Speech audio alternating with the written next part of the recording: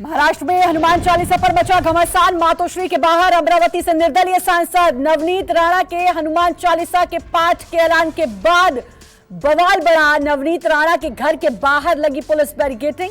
शिव सैनिकों ने तोड़ी नवनीत राणा के घर के अंदर घुसने की कोशिश। नवनीत राणा के घर के बाहर भारी हंगामा।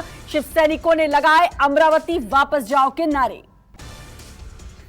1 बजे की दूसरी बिग ब्रेकिंग। नवनीत राणा ने सोशल मीडिया पर वीडियो जारी कर फिर दी चुनौती। कहा हनुमान चालीसा का पाठ करेंगे। नवनीत राणा ने शिव सैनिकों पर लगाया गुंडागर्दी का आरोप। कहा किसी भी कीमत पर जाऊंगी मातोश्री। नवनीत राणा बोली मुझे कोई रोक नहीं सकता। हनुमान चालीसा तो मैं मातोश्री के बाहर पढ़कर रहूंगी। अगले बिग ब्रेकिंग का रुख करेंगे। रवि राणा और नवनीत राणा ने सीएम उद्धव पर निशाना साधा। कहा पुलिस प्रशासन का गलत इस्तेमाल कर रही है सरकार। मुंबई पुलिस ने नवनीत राणा और उनके पति रवि राणा को धारा 139 के तहत नोटिस भेजा। नोटिस मिलने के बावजूद नवनीत राणा अड़ी हुई है। चौथी बिग ब्रेकिंग 1 बजे की। हनुमान चालीसा को लेकर मुंबई में सियासी महाभारत जारी। संजय राउत ने नवनीत राणा और रवि राणा को बताया बंटी और बबली।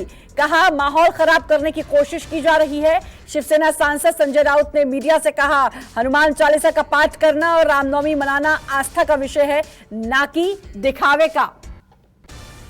5वीं बिग ब्रेकिंग 1 बजे की। महाराष्ट्र में हनुमान चालीसा पर बवाल के बीच मातोश्री के बाहर पहुंचे मेयर किशोरी पेडनेकर। मेयर किशोरी पेडनेकर ने कहा हम राणा दंपत्ति का इंतजार कर रहे हैं, हम उन्हें सबक सिखाने का इंतजार कर रहे हैं।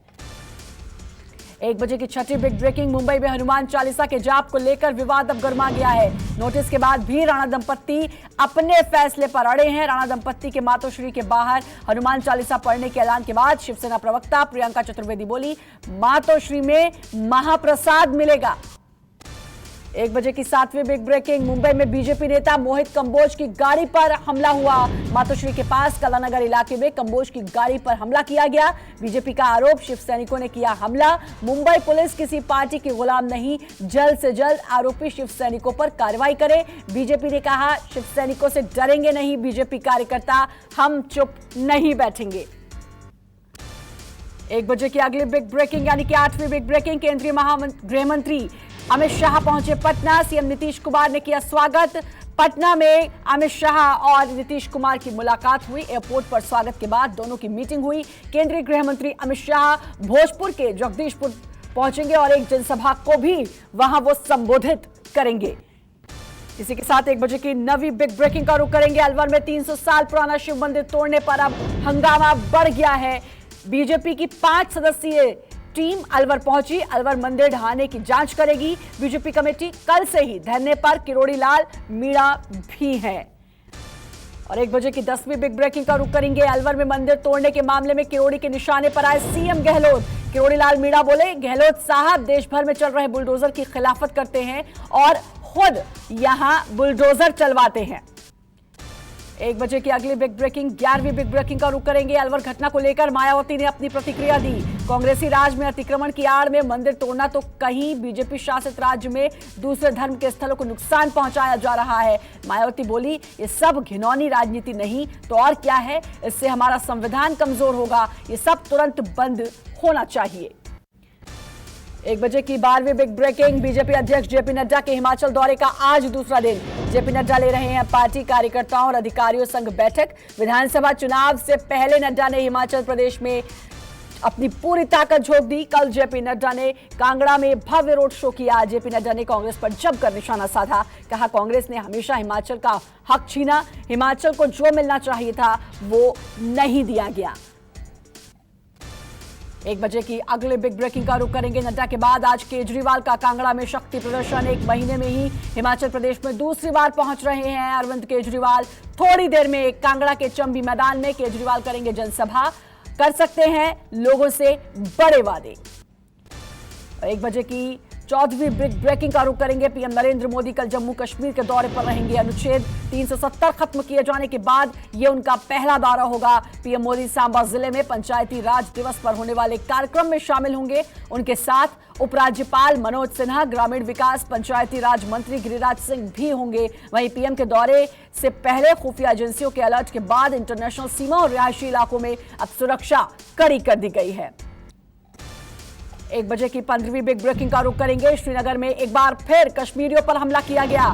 नौगाम में आतंकियों ने 2 मजदूरों को गोली मारी। मजदूरों को अस्पताल में भर्ती कराया गया।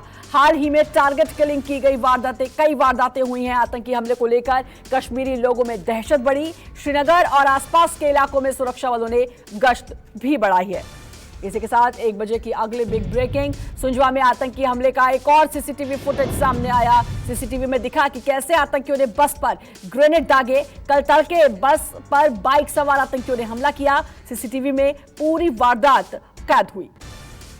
1 बजे की अगली बिग ब्रेकिंग का रुख करेंगे। जहांगीरपुरी में चप्पे चप्पे पर सुरक्षा बल तैनात जारी। हिंसा को देखते हुए हर जगह बैरिकेडिंग लगाई गई। जहांगीरपुरी हिंसा में क्राइम ब्रांच ने पश्चिम बंगाल से 3 संदिग्धों को हिरासत में लिया। इंटरनेट कॉलिंग करने वालों की भी अब तलाश तेज कर दी गई है।